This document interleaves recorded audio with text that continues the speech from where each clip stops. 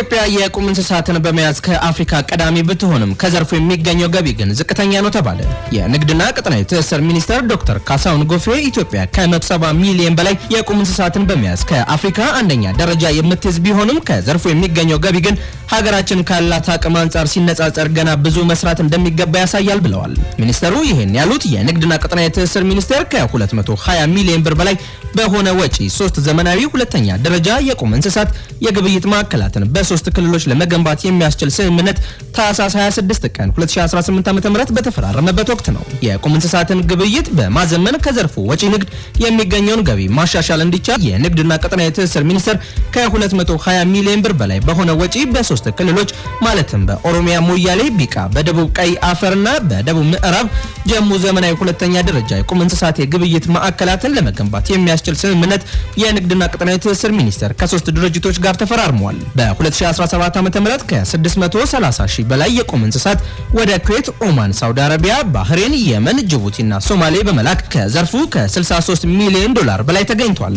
ቢሆንም ከዘርፉ ወጪ ንግድ የተገኘ ያለው ገቢ ግን የሀገሪቱን እምቅ አቅም የማያሳይና ለዚህም እንደ ተግዳሮት ከሚጠቀሱት ዘመናዊ የቁም እንስሳት የግብይት ማዕከላት አለመስፋፋት አንዱ መሆኑን ሚኒስተሩ ጠቅሰዋል።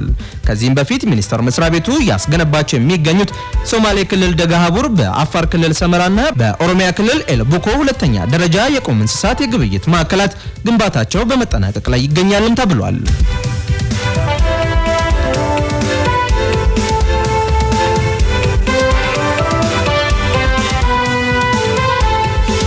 አድማጮቻችን ከጄኤፍኤም 106.7 ወደ እናንተ እየቀረበ የሚገኘው የምሽት ዜናችን እንደቀጠለ ነው።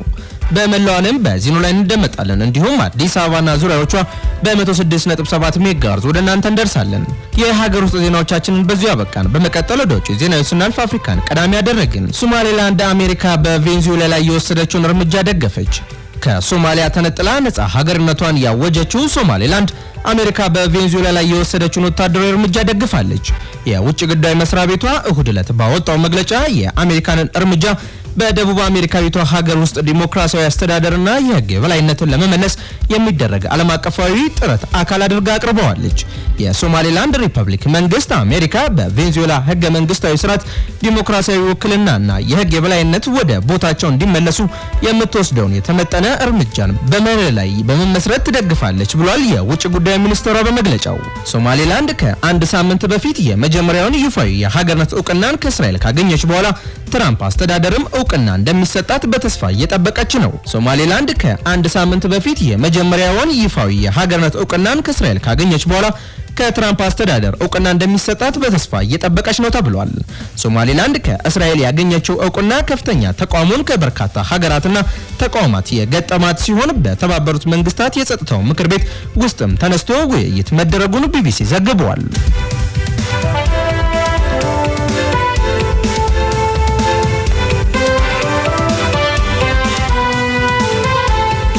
ግሪንላንድ የራሷን እድል መወሰን የምትችለው ራሷ ናት ሲሉ የእንግሊዝ ጠቅላይ ሚኒስትር ገለጹ።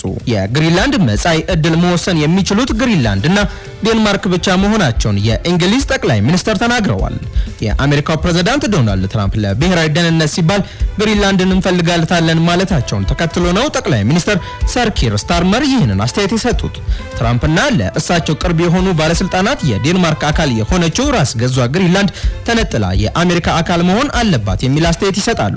ባለፉት ጥቂት ቀናት የግሪንላንድና የዴንማርክ ጠቅላይ ሚኒስትሮች ይህን ሐሳብ በጽኑ ተቃውመዋል። የግሪንላንድ ጠቅላይ ሚኒስትር የንስ ፍሬድሪክ ኒልሰን ለትራምፕ በሰጡት ምላሽ ከዚህ በኋላ ይበቃል በማለት አሜሪካ ደሴቷን ለመቆጣጠር ያላት ምኞት ቅዠት ነው ብለው ተደምጠዋል። የዴንማርክ ጠቅላይ ሚኒስትር ሜት ፍሬድሪክሰን በበኩላቸው አሜሪካ በዳኒሽ አገዛዝ ስር ካሉ 3 ሀገራት አንዱንም የመገንጠል መብት የላትም የሚል አስተያየትን ሰጥተዋል። ትራምፕ ከግሪንላንድ ላይ አይናቸውን እንዲያነሱ ይናገሩ እንደሆነ የተጠየቁት የዩኬው ጠቅላይ ሚኒስትር አዎ ሲሉ ለቢቢሲ ተናግረዋል። የዴንማርክን አገዛዝም ሆነ የግሪንላንድን እጣ ፈንታ መወሰን የሚችሉት ግሪንላንድና ዴንማርክ ናቸው ብለዋል። ዴንማርክ በአውሮፓ ቅርብ አጋራችን ናት፣ የኔቶ አጋር ናት። የግሪንላንድ መጻኢ ዕድል ለግሪንላንድና ለዴንማርክ ብቻ ብንተወው የተሻለ ነው ሲሉ ተደምጠዋል።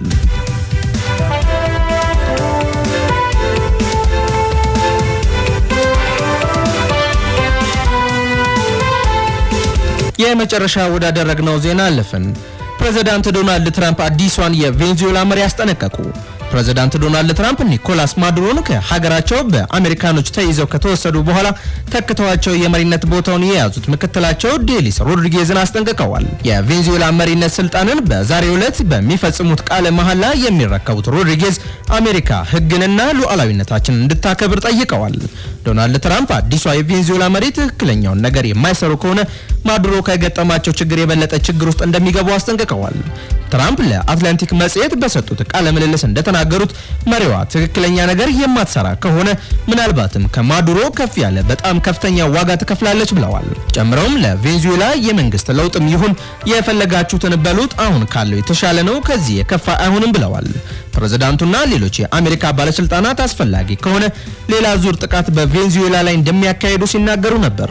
አሜሪካ ፕሬዝዳንት ኒኮላስ ማዱሮን ከመንበራቸው አንስታ ወደ ኒውዮርክ ከወሰደቻቸው በኋላ በሰጡት ጋዜጣዊ መግለጫ ተገቢው የሽግግር እስኪካሄድ ድረስ አሜሪካ ቬንዙዌላን እንደምትመራ ተናግረዋል። በተጨማሪም የአሜሪካ የነዳጅ ዘይት ኩባንያዎች ወደ ቬንዙዌላ በመግባት መሰረተ ልማቶቿን በመጠገን ለሀገሪቱ ገንዘብ ለማስገባት ይጀምራሉ ብለውም ነበር።